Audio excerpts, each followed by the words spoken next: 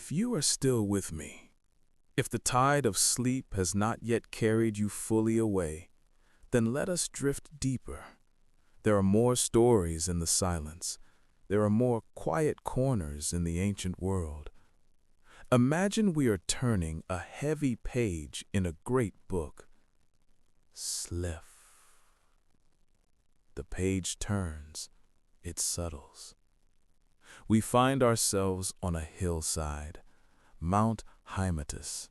The air smells of wild thyme and oregano. It is the smell of purple flowers baking in the moonlight. We are entering the apiary, the city of the bees.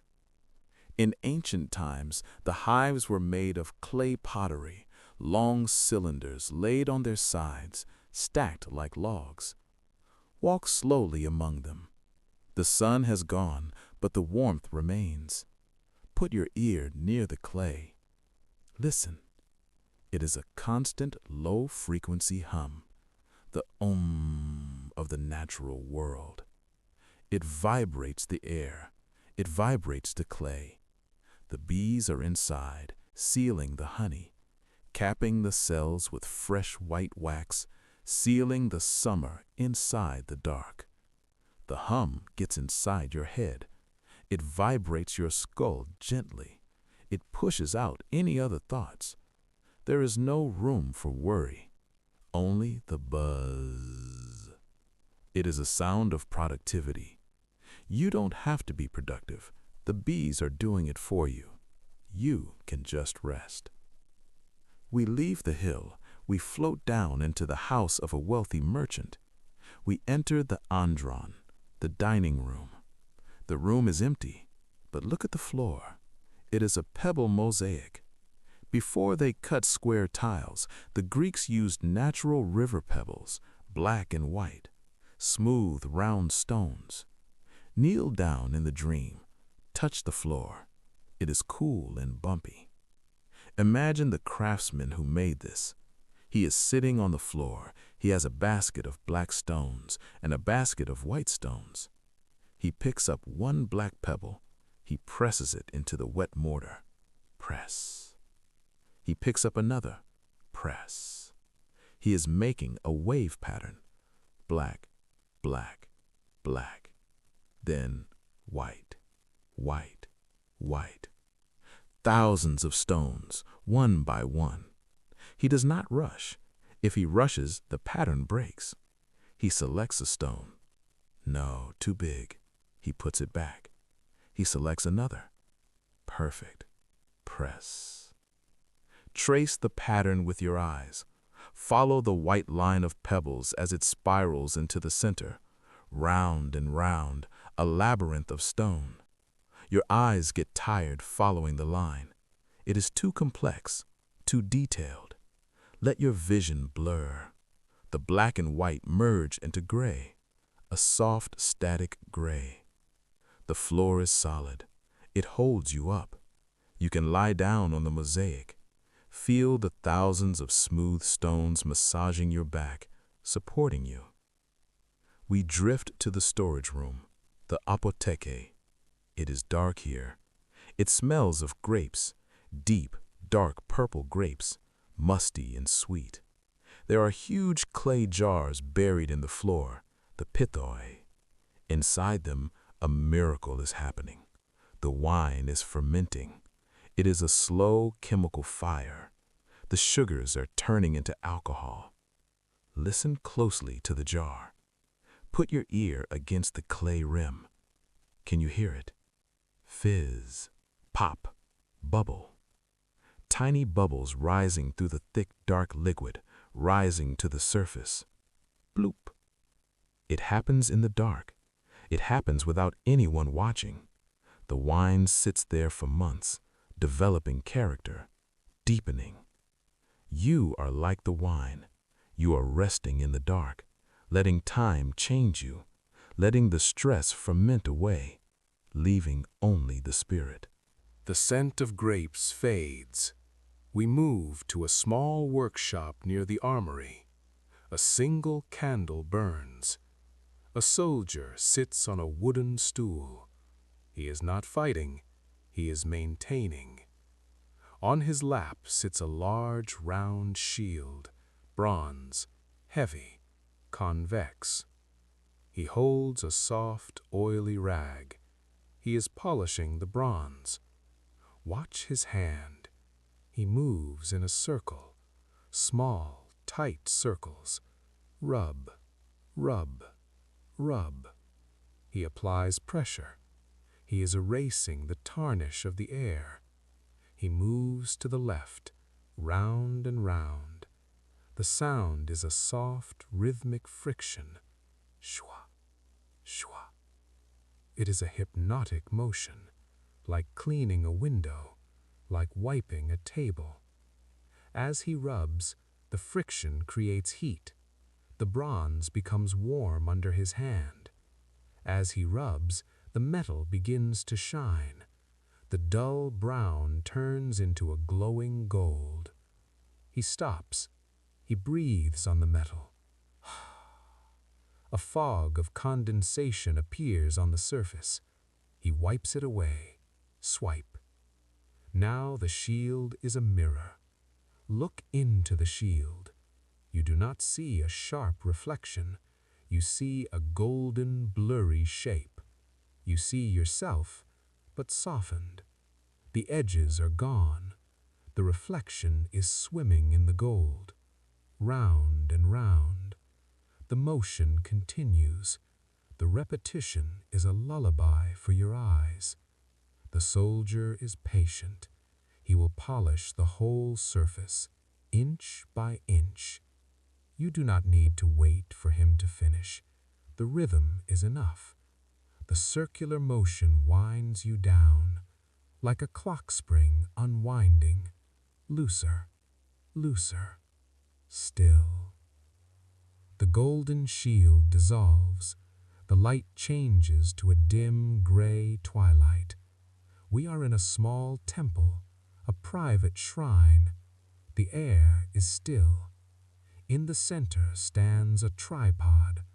On it, a bronze bowl filled with white ash. On the ash sits a piece of charcoal, glowing softly, red, gray, red. A hand appears. It drops a single tear of resin onto the coal. Frankincense. Sizzle. A tiny sound. The resin melts, and then the smoke begins. Watch the smoke. It rises in a single straight thread, a gray ribbon. It climbs up, up, up, towards the ceiling. Then it hits a disturbance in the air. It curls. It forms a loop, a spiral. It dances. It is the most fluid thing in the world. It has no skeleton. It has no hard edges. Follow the smoke with your mind, twisting, turning, unfolding. It looks like a river flowing upwards. It spreads out. It becomes a thin blue haze. Smell the incense. It is a rich, piney lemon scent. It is the smell of holiness, the smell of quiet. The smoke is silent. It moves without effort. Imagine your thoughts are like the smoke. They rise up, they curl, and then they disperse. They thin out. They drift away into the rafters. They are gone. There is only the glowing coal, the heartbeat of the fire. Pulse, pulse. The red glow gets dimmer. The ash covers it, a blanket of gray ash falling over the red heat, cooling it down, cooling you down. We float out of the shrine. We float up the side of a mountain to Epidaurus, to the great theater. It is a massive semicircle of stone seats carved into the hillside. In the day, it holds 14,000 people, but now it is night. It is empty. You are standing on the circular stage, the orchestra. Look up at the rows of seats. tier after tier of gray limestone rising up to the stars. It is a fan of stone. The silence here is amplified. The acoustics are perfect. If you dropped a pin, you would hear it in the back row. Ping. But you do not drop a pin. You simply listen to the vastness. The stone seats have been baking in the sun all day. Now they are releasing that heat back into the night sky. The air shimmers slightly. Walk up the aisle. Step, step, step. Find a seat in the middle row. Sit down on the warm stone. Lean back. The stone supports you. It is hard, unyielding, and incredibly grounding. Look down at the empty stage. The drama is over. The actors have gone home. The masks are put away. There is no performance tonight. There is nothing to watch. You are just a spectator of the night. You feel small in the vast theater, but it is a good smallness. The theater is a cup. It catches the silence. It holds the peace. You feel the stone beneath you absorbing your tension. The limestone is porous. It drinks up the noise of your mind, leaving you empty, leaving you hollow, leaving you quiet. We float out of the shrine. We float up the side of a mountain to Epicurus, to the great theater. It is a massive semicircle of stone seats carved into the hillside. In the day, it holds 14,000 people, but now it is night. It is empty. You are standing on the circular stage, the orchestra. Look up at the rows of seats, tier after tier of gray limestone, rising up to the stars. It is a fan of stone. The silence here is amplified. The acoustics are perfect. If you dropped a pin, you would hear it in the back row. Ping. But you do not drop a pin. You simply listen to the vastness. The stone seats have been baking in the sun all day. Now they are releasing that heat back into the night sky. The air shimmers slightly. Walk up the aisle. Step, step, step. Find a seat in the middle row. Sit down on the warm stone. Lean back. The stone supports you. It is hard, unyielding, and incredibly grounding. Look down at the empty stage. The drama is over. The actors have gone home. The masks are put away. There is no performance tonight. There is nothing to watch. You are just a spectator of the night. You feel small in the vast theater, but it is a good smallness. The theater is a cup. It catches the silence. It holds the peace. You feel the stone beneath you absorbing your tension. The limestone is porous. It drinks up the noise of your mind, leaving you empty, leaving you hollow, leaving you quiet. We leave the theater. We drift higher, into the clouds.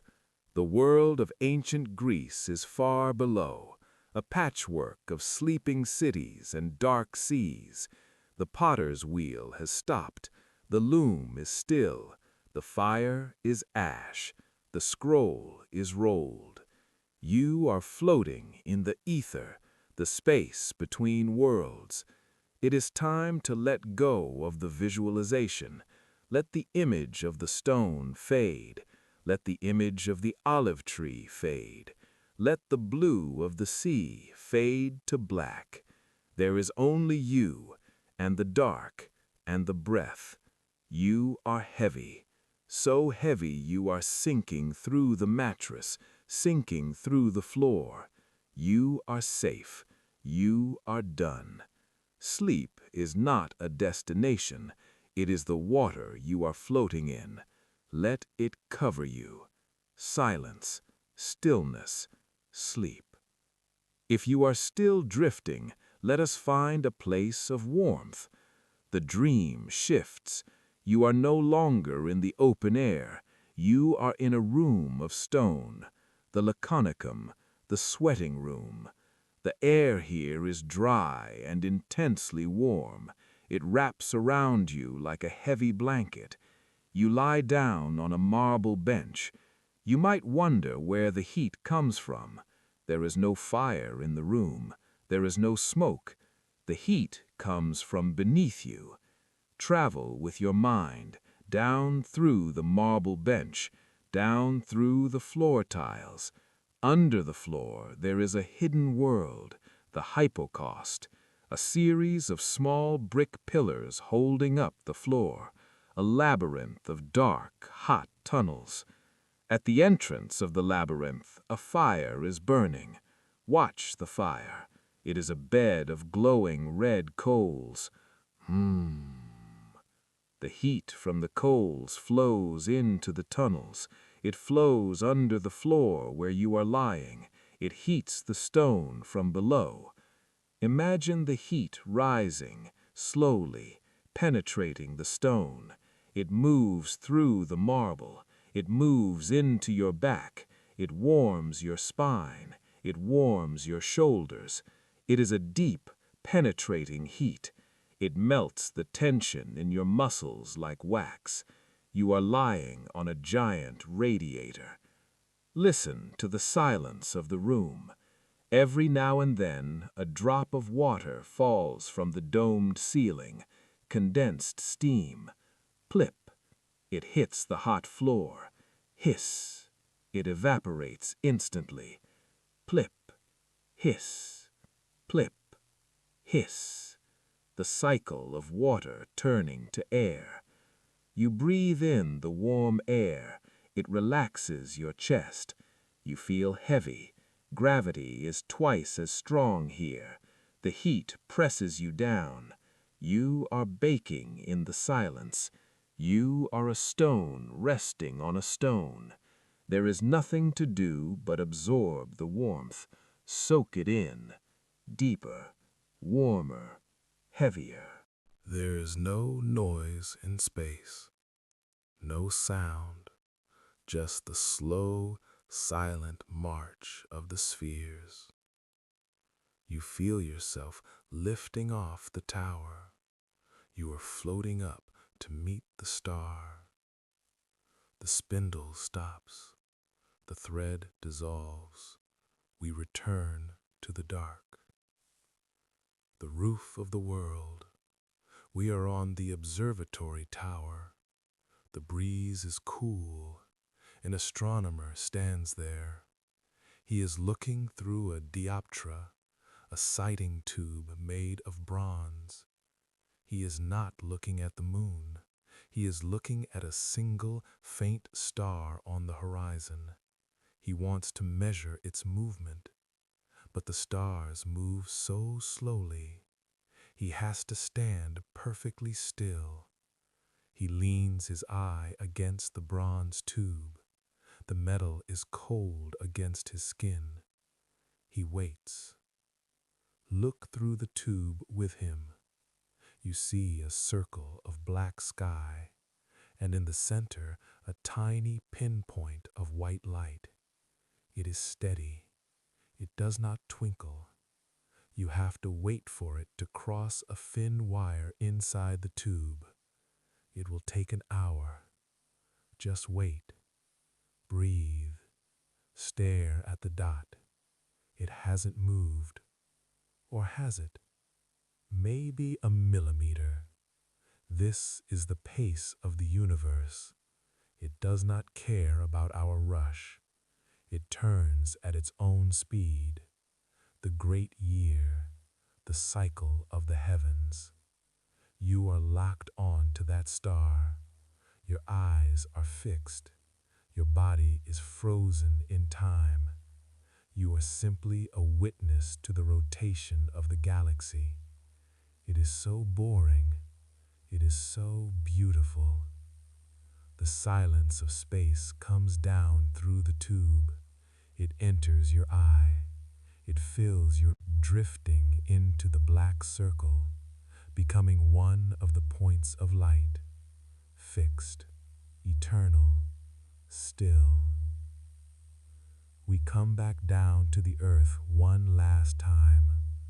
We are in a cool, dark cellar.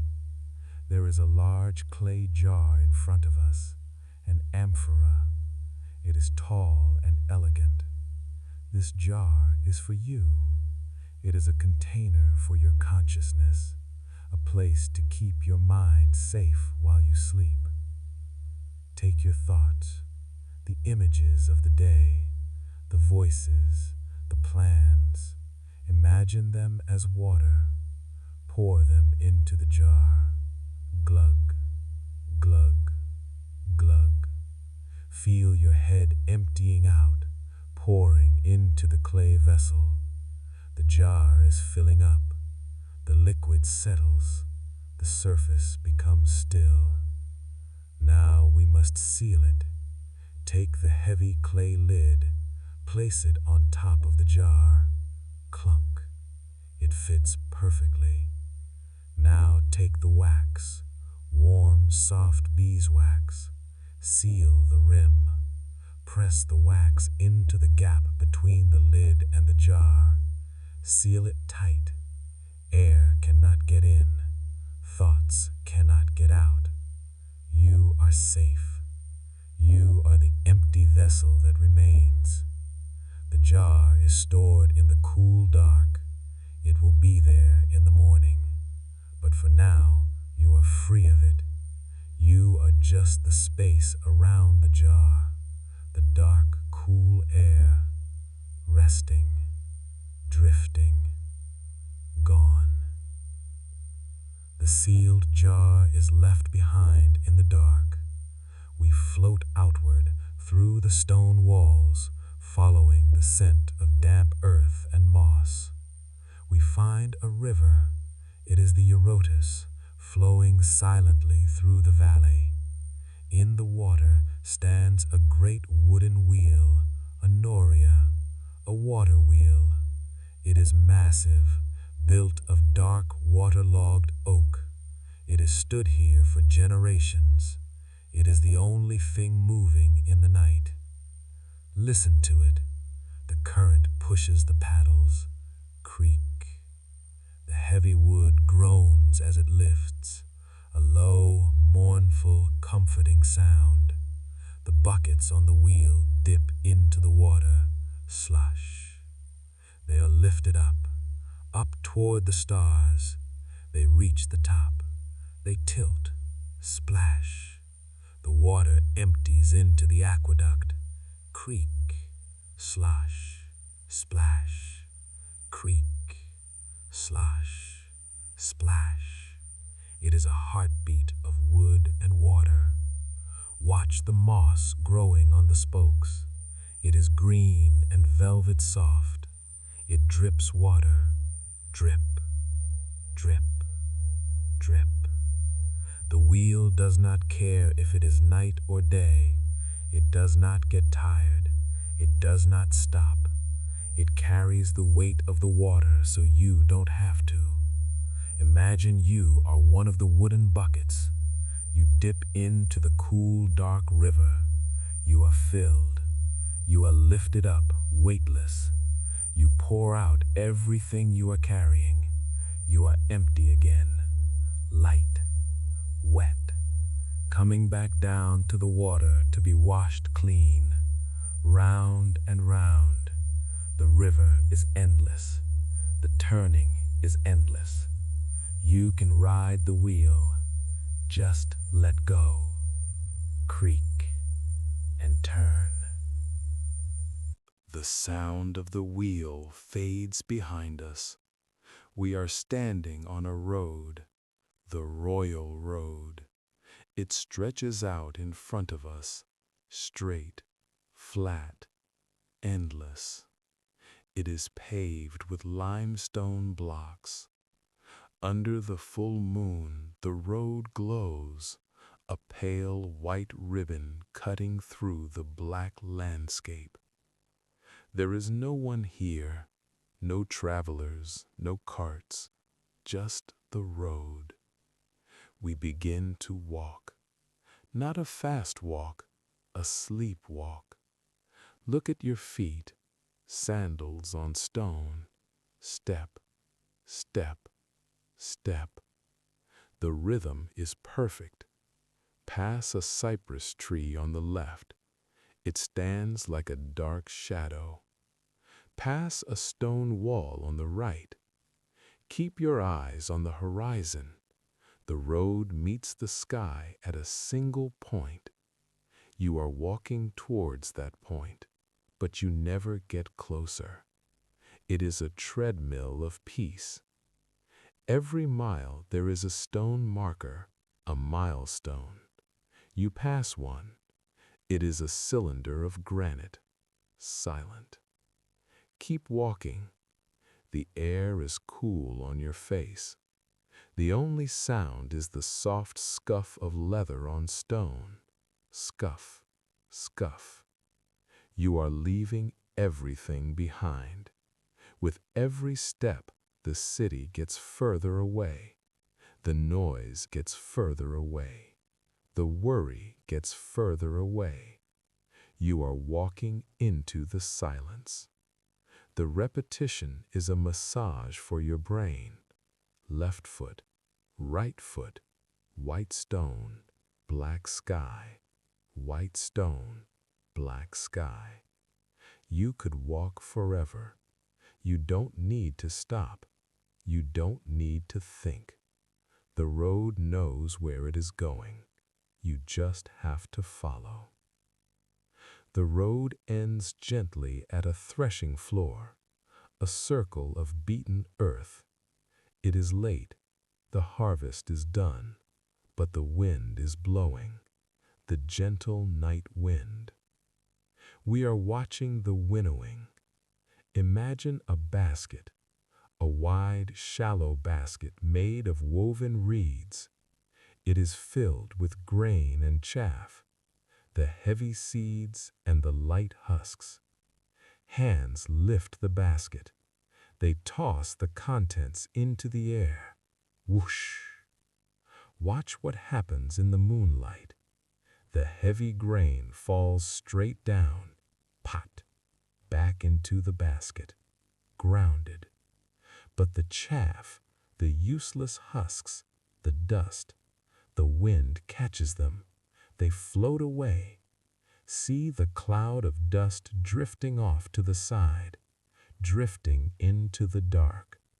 Toss, whoosh, separate. You are being winnowed.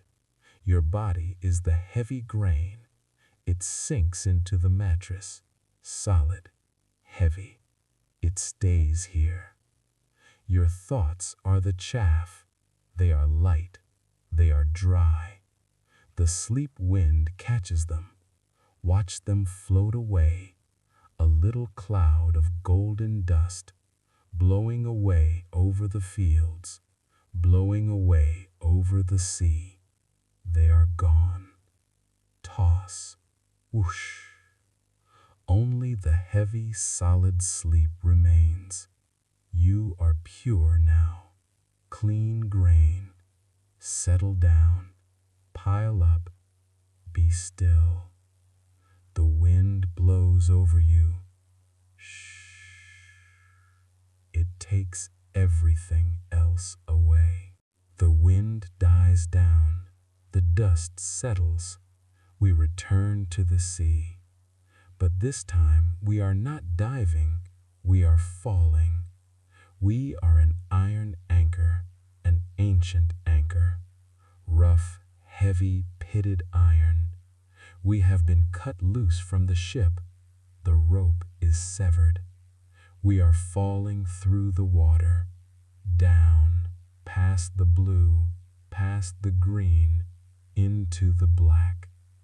The water rushes past us. Whoosh! We are so heavy, nothing can stop our descent. We hit the bottom. the seabed. Thud. A cloud of sand rises up in slow motion. It swirls around us. We settle into the sand. We sink a few inches deep. The sand covers the flukes of the anchor. It holds us tight. We are buried in the ocean floor. The weight of the ocean is a mile deep. The weight of the ocean is pressing down, holding us in place. We are not going anywhere. We are rusted into the earth. Currents may push, but we do not move. Storms may rage on the surface, far, far above. But down here, there is no storm. There is only the crushed shell sand, the cold iron, and the dark. You are the anchor. You are embedded in the night. You are heavy. You are immovable. Rest in the sand. Let the ocean hold you. Stay, stay, sleep. Here is the next extension of the script. We are entering parts 20, 21, and 22. We are now moving into the realm of geological slowness. We are shifting focus from human rhythms to the rhythms of the earth itself, processes that take centuries, dampening the sense of urgency to zero. We leave the anchor, rusted in the seabed. We move through the earth into a deep limestone cavern. The air here is cool and still. It has not moved for 1,000 years. It is pitch black, save for a faint phosphorescent glow from the minerals. Look up at the ceiling. There is a single point of rock, a stalactite. Water from the surface filters down through the mountain. One drop gathers at the tip of the stone. It hangs there, heavy, swelling. It fights gravity. Wait for it. Wait. Plip. The drop falls. It travels through the dark air. Splash. It hits the floor, landing on a stalagmite. When it lands, it leaves behind a microscopic ring of mineral, calcite. It adds 1 atom of height to the stone.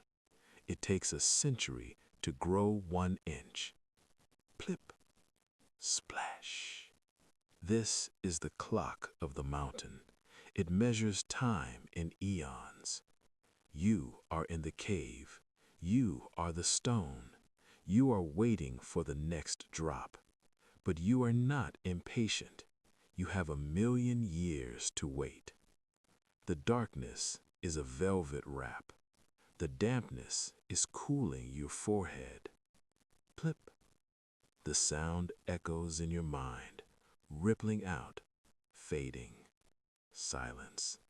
Just the slow, wet growth of the stone.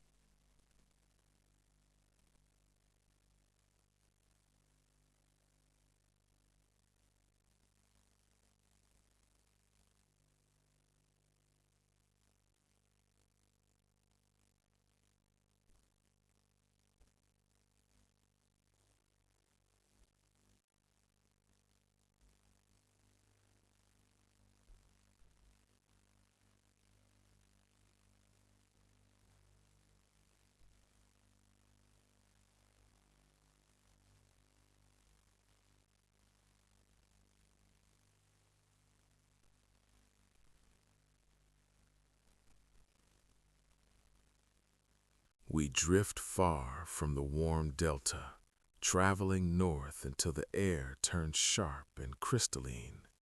We find ourselves at the foot of a high mountain range, standing before a massive glacier. It is a river of ice, frozen in mid-flow. In the moonlight, it glows a deep electric blue. It looks motionless like a photograph, but it is moving. It moves 1 foot per year. This is a pace of life that the human mind cannot comprehend, but the body can feel. It is the pace of deep sleep. Imagine the weight of that ice. Millions of tons of blue water crushed down until it is as hard as diamond. It sits upon the rock, pressing down with a weight that reshapes the earth. You are that ice. You are heavy, dense, and unmovable. The gravity here is intense. It pulls you into the mattress, compressing you, squeezing out the air, squeezing out the lightness. You are not floating anymore. You are grounded by the weight of winter. Listen to the sound of the glacier. It is mostly silent, but every hour, deep inside the blue heart of the ice, there is a sound. Crack. A shift. A settling. The ice is adjusting its weight. It grinds against the granite bedrock below. Grind. It is a sound of immense power and immense slowness. It smooths the rough edges of the mountain. Let the weight of your sleep smooth the rough edges of your mind. Grind them down to a smooth, polished surface. We descend from the ice to a small village sleeping in the valley. We enter the blacksmith's workshop. During the day, this is a place of violence, heat, and deafening noise. The hammer strikes the iron, clang, clang, clang. But now it is the middle of the night. The fire is dead. The bellows are deflated like empty lungs. The room smells of cold iron and charcoal dust. In the center of the room stands the anvil, a massive block of iron. Touch it with your mind. It is freezing cold. It saps the heat from your hand. It is silent. The iron atoms have stopped vibrating. It is a monument to stillness.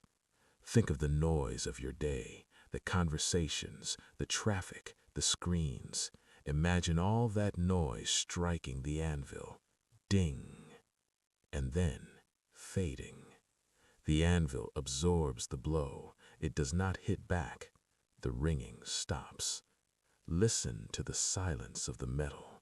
It is a dense, heavy silence, a thud rather than a ring. You are the cold anvil. The world strikes you, but you do not vibrate. You are too heavy to be shaken. You are too cold to be heated. You simply sit there, dark and solid, anchored to the floor.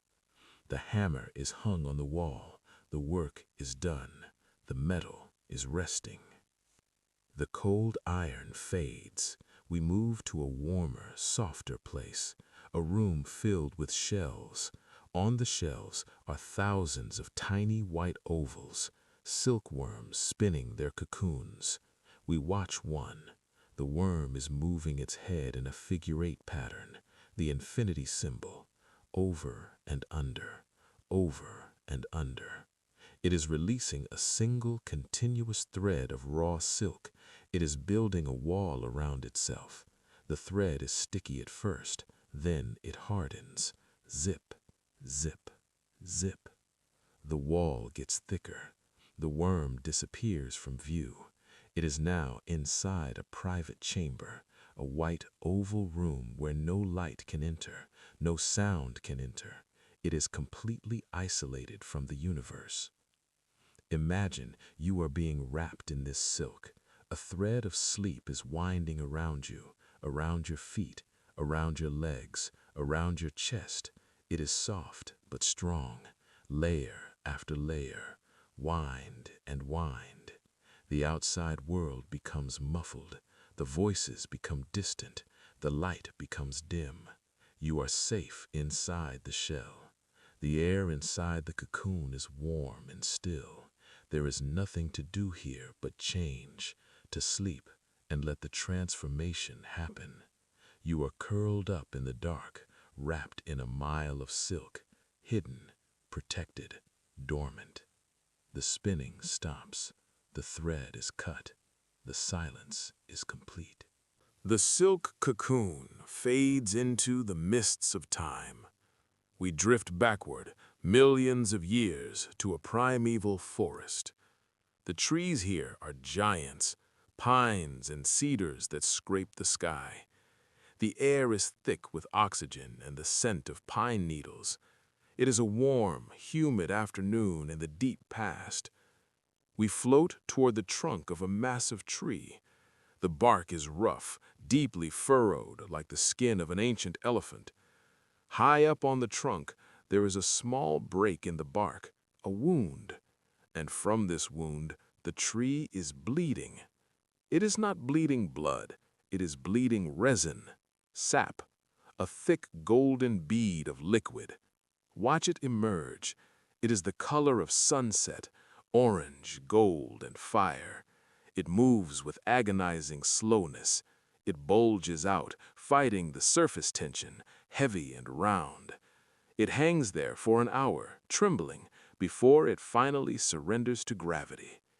It begins to slide down the rough bark. It is viscous, sticky. It moves like molten glass. As it flows, it captures everything in its path. A tiny speck of dust, a seed, a bubble of air. It envelops them. It wraps them in a warm, golden embrace. They are trapped, but they are not afraid. They are being preserved. They are being made immortal. Imagine that you are that bubble of air. You are caught in the flow of the golden sap. It flows over you, warm and thick. It seals you off from the outside world. The wind cannot reach you. The rain cannot reach you. The noise of the forest is muffled by the thick golden walls.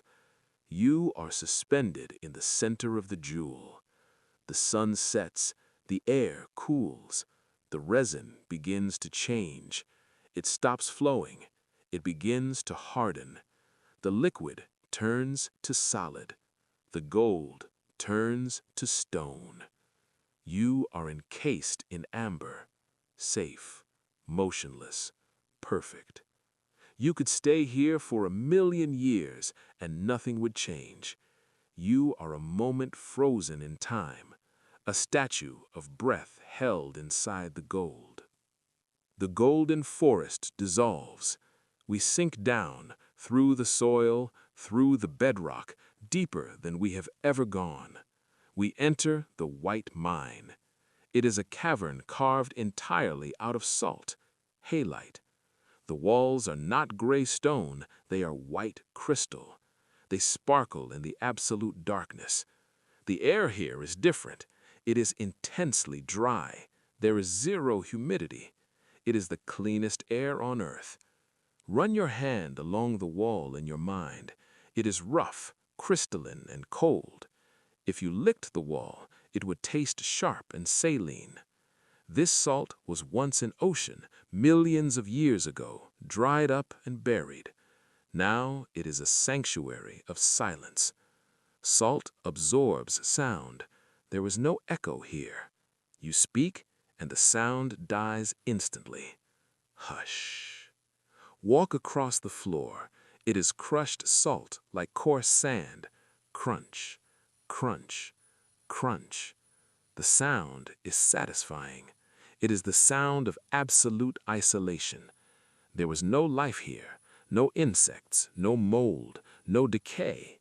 Nothing changes in the salt mine. It is a place of stasis. You find a niche cut into the white wall, a bed of salt crystals. You lie down. The salt molds to your shape. It supports you perfectly. It feels heavy and grounding.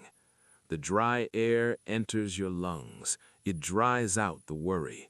It preserves the peace. You are deep inside the earth, wrapped in a blanket of white crystal. The weight of the mountain is above you, protecting you. You are hidden. You are salted away for the winter. We leave the cold salt and return to the surface, to the potter's workshop we visited long ago. But now the fire is out. The work is finished. The kiln has been sealed up with bricks and mud. Inside, the pots have been fired. They have been transformed from soft clay into hard stone. Now they are cooling. Sit next to the brick wall of the kiln. You can feel the heat radiating from it. It is not a burning heat anymore. It is a dying heat, a gentle residual warmth that radiates into the cool night air. Put your hands near the bricks. Feel the waves of warmth washing over your palms. It is the memory of the fire. Listen to the kiln. As the clay pots inside cool down, they contract. Tiny movements. It is the sound of settling. The atoms are locking into place. The stress is leaving the stone. It is a sporadic, gentle rhythm. It is the sound of a machine turning off, the sound of an engine cooling down after a long journey. The space between the ticks gets longer. The heat gets softer. The night gets colder. But you are warm next to the wall. You are cooling down with the clay. Your muscles are the clay. They were hot and tense, but now they are setting. They are becoming still. They are hardening into a shape of rest. The warmth of the kiln fades. We float away from the land entirely, drifting out past the islands, past the trade routes, into the deep, open Mediterranean. We find a ship, a trireme, but it is not moving. It has entered the doldrums, the dead calm. The sea here is not like water, it is like oil. It is a flat, dark mirror stretching to the edge of the universe. There is not a single ripple. The wind has died completely. Look up at the mast. The great sail, usually full and curved with air, is hanging limp. It droops in heavy folds, heavy with the damp night air. It does not flutter.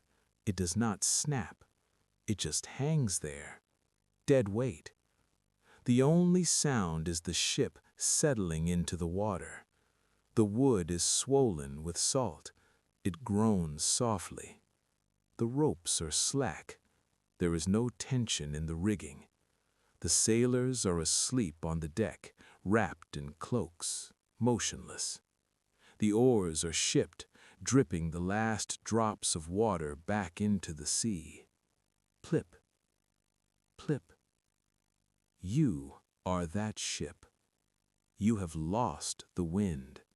And that is a relief. You do not have to go anywhere. You do not have to steer. You do not have to fight the current. You are just floating on a disk of black glass. The destination does not matter anymore. There is only the floating, the gentle rocking, side to side, barely perceptible. The ship vanishes into the mist. We return to the warmth of a bakery, but long before the ovens are lit. It is the middle of the night. The baker has finished kneading. On a large wooden table, covered with a heavy linen cloth, lies the dough. It is a massive mound of wheat and water and wild yeast. It is alive, but it is sleeping. Lift the corner of the cloth gently. Look at the surface of the dough. It is pale, smooth, and soft like skin. It is resting, but inside, a slow magic is happening. The fermentation. Tiny bubbles of air are forming inside the gluten mesh. They are pushing the dough outward, expanding it, lifting it. Watch it rise. It is too slow to see with the naked eye, but you can feel it. Inhale, the dough swells. Exhale, it settles. It is breathing. It is soft, heavy, and pillowy. Imagine pressing your hand into it. Your fingers sink into the softness. There is no resistance. The dough yields to you. It is warm and smells of earth and sour yeast. You are the dough under the heavy cloth. You are warm. You are safe. You are slowly expanding, taking up space, relaxing your structure. The tightness is gone. The knots are gone. You are just a soft, rising mass of rest, protected by the linen, growing heavy, growing soft, rising in the dark. The bakery fades. We travel south, across the sea, to the edge of the great African desert, the Sahara. It is night here. The temperature has dropped. The sand is cool. We are standing in a sea of dunes, endless waves of sand, frozen in time. The wind here is different. It is a dry, whispering wind, the sirocco. It stays low to the ground. Watch the crest of a dune. The wind pushes a few grains of sand over the edge. They slide down the face of the dune, a tiny avalanche of silence. Then, a few more. Look at the ground. There were footprints here earlier. A caravan passed by. But the wind is doing its work. It is smoothing the earth. It pushes the sand into the hollow of the footprint, filling it up, grain by grain. The heel is gone. The toe is gone. The footprint is erased. The desert remembers nothing. It wipes the slate clean every night. Imagine the wind blowing over your mind. It finds the footprints of the day, the conversations, the mistakes, the lists. It covers them with soft, cool sand. It fills in the holes. It smooths over the rough patches. It buries the day. Soon the surface is perfect again. Smooth, undulating curves of sand. Pristine, untouched. There is no evidence that today ever happened. There is only the cool sand, the dark sky, and the soft hiss of the wind erasing the world.